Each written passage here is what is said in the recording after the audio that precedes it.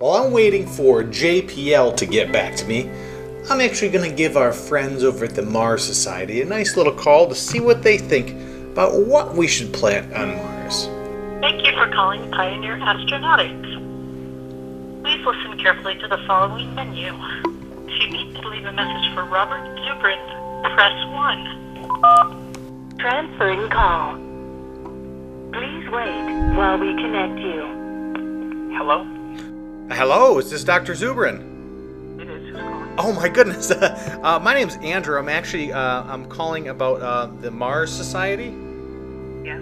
I was just curious about, I'm actually talking to JPL right now about trying to get, I guess, something planted on Mars. And I wanted to see if I could possibly get your insight on if you've actually looked into what would be the best plant to try to plant on Mars. To actually plant on Mars? Yeah, they have, in 2016, they're drilling 5 meters underground. And I was curious about if there's anything that, if the pressure 5 meters underground on Mars might actually be able to support possible plant life. Well, the pressure is fine, but there's no light 5 meters underground.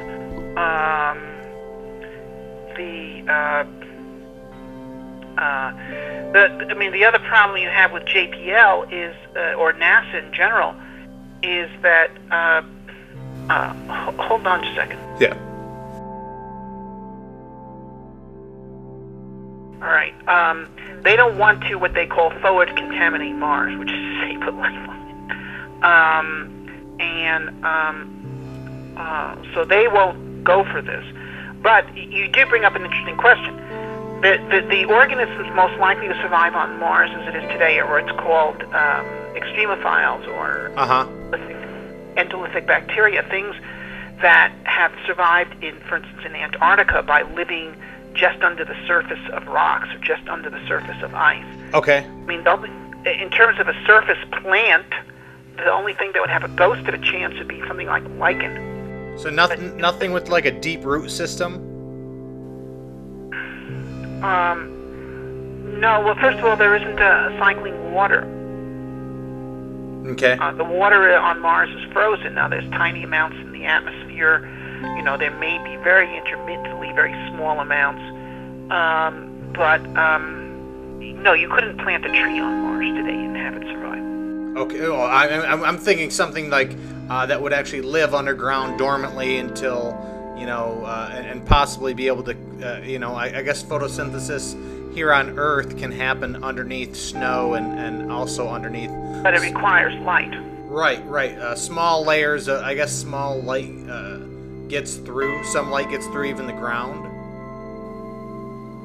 Not at 5 meters. No, not at 5 meters. No. But I'm talking about if there was actually water underneath and it came up, or if the plant was actually able to come up somehow. I don't know. I'm just trying.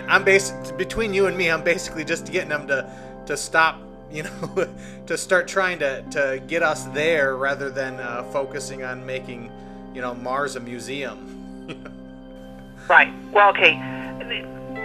They won't go for it, okay? They have protocols where they sterilize everything. They don't want to take life to Mars. Uh-huh. However, I do think it is a worthy thing for an investigation to publish a paper on what kind of life you could implant on Mars today.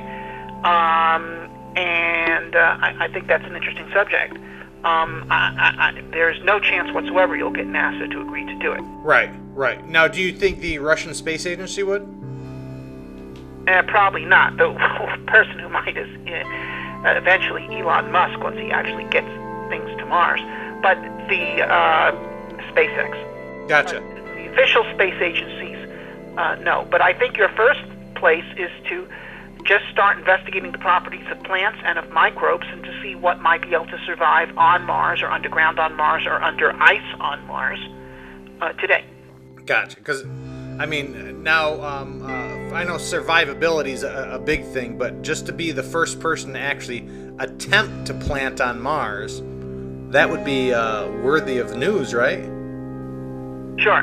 But as I say, what you need to do is start researching biology. I'm not a biologist. Right. People who may have written papers on this include Chris McKay, Penelope Boston, and Charles Coquel. Penelope P. Boston and Charles Coquel. Yeah, Cockell. Chris McKay, Penelope Boston. Yeah, you could try searching their papers. Other people may have as well, of course. But then in addition, you should start researching the physical and chemical properties above and below the ground and below ice. The ice is interesting because light can get through it and it can create a shield, and you can even have a situation where under the ice you get some liquid water formed, as for instance you have in ice-covered lakes. And life can exist there, and you even have some pressure. So that's a possibility. Where might there be places on Mars where there is subsurface water covered by ice? Well, perhaps near the pole. And it doesn't have to be liquid water all year round. It even only has to be liquid water very briefly. You have ecosystems, for instance, in the American desert where there are brine shrimp who may be dormant for years or even centuries. Really? And then it rains, and the pond fills up, and the eggs hatch, and the brine shrimp for a week run around being brine shrimp, and then they lay eggs, and then the place dries up, and the eggs live, and then the place becomes filled with water again. That's amazing. I did not know that. I did not know that. I know that some like mushrooms grow underground, like truffles and stuff like that. But I'm not sure. Mushrooms need to live off of organic material. So you're not gotcha there. But subsurface microbes that could live in the groundwater on Mars are a possibility, comparable to subsurface microbes on Earth. Sub-ice organisms. You could look up endolithic organisms that live inside of rocks. Endolithic organisms. Yeah. I saw some of that. For the research project to develop a paper on, rather than a proposal. Okay, so do a paper rather than actually. Yeah, and you could then come and, for instance, present it at the Mars Society convention this August. Or if you don't have it ready, then do it subsequently. But that's what I would recommend that you do. Hold on, I have a phone call coming in. No, that's perfect. I'll let you go. All right, hold on. Okay, I'll hold on. Hello.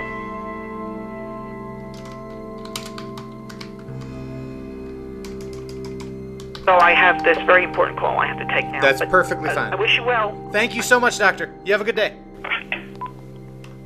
That was awesome, Dr. Zubrin. Sweet. That was great. He's awesome. Oh, he rocks. Oh, man. Oh, that was so cool. Oh, that was so cool.